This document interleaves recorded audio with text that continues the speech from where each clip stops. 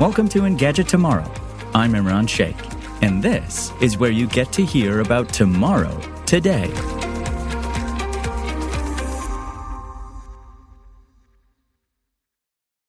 Today we're talking about getting around.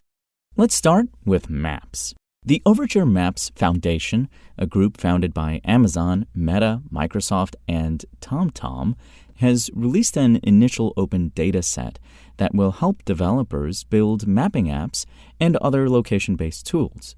The alpha set includes worldwide info for over 59 million places, 780 million unique buildings, road data from OpenStreetMap, and borders.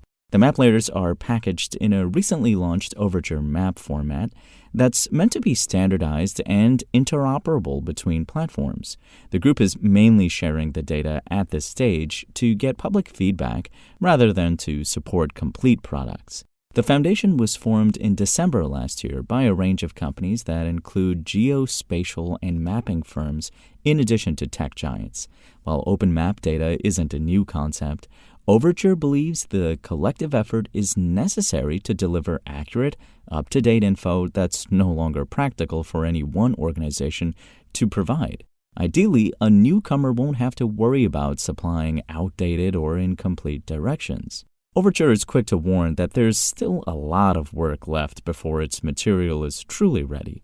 Upcoming releases will include more open data, greater interoperability, and the use of a stable ID system that will help map builders consistently add content. You might not see apps relying much, if at all, on the alpha dataset, but it serves as a starting point that gives app creators an idea of what's possible. Google has historically dominated the mobile navigation app market with Google Maps and Waze, together claiming a clear majority of use in recent years. Apple Maps, meanwhile, tends to get nearly all the remaining share.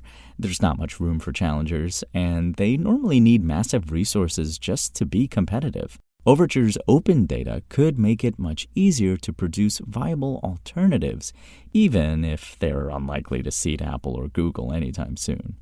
And while Maps apps are ubiquitous, they aren't always easy for everyone to use. That's why researchers at NYU's Tandon School of Engineering and Grossman School of Medicine have created an app to help people with visual impairments navigate New York City's subway system. Commute Booster uses a smartphone camera to recognize relevant signs along a transit route, guiding the user to their destination while ignoring non-essential signs and posters. Commute Booster is designed for the middle mile, where passengers trawl through turnstiles, busy passageways, and terminals to stay on the correct route. The app combines General Transit Feed Specification, GTFS, a standardized and publicly available database about public transportation routes, with optical character recognition, OCR, to interpret signs and guide the user accordingly. By integrating these two components, Commute Booster provides real-time feedback to users regarding the presence or absence of relevant navigation signs within the field of view of their phone camera during their journey, an NYU press release published today reads. A study that used the app on 3 NYC stations, J Street, Metrotech, DeKalb Avenue, and Canal Street, had a 97% success rate in identifying the relevant signs needed to reach a mock destination. It managed to read the signs at a distance and from various angles expected from a typical commute. The middleman often involves negotiating a complex network of underground corridors, ticket booths, and subway platforms. It can be treacherous for people who cannot rely on sight, said John Ross Rizzo, MD, an NYU professor and co-author of the paper, known for his engineering work that helps people with disabilities.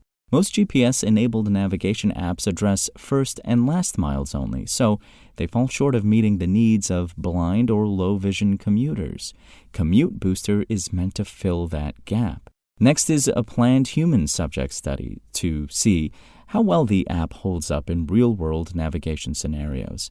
After that, the researchers hope to make it available for public use in the near term.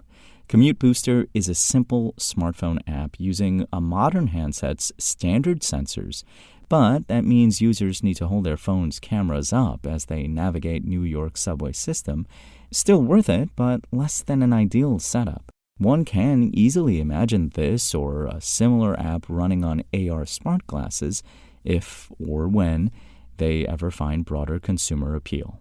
Thanks for listening to the show. Make sure to rate, review, and subscribe on Apple Podcasts. Today's show featured journalism by Engadget contributors John Fingus and Will Shanklin and was produced by Spoken Layer. I'm Imran Sheikh, and we'll talk more tomorrow.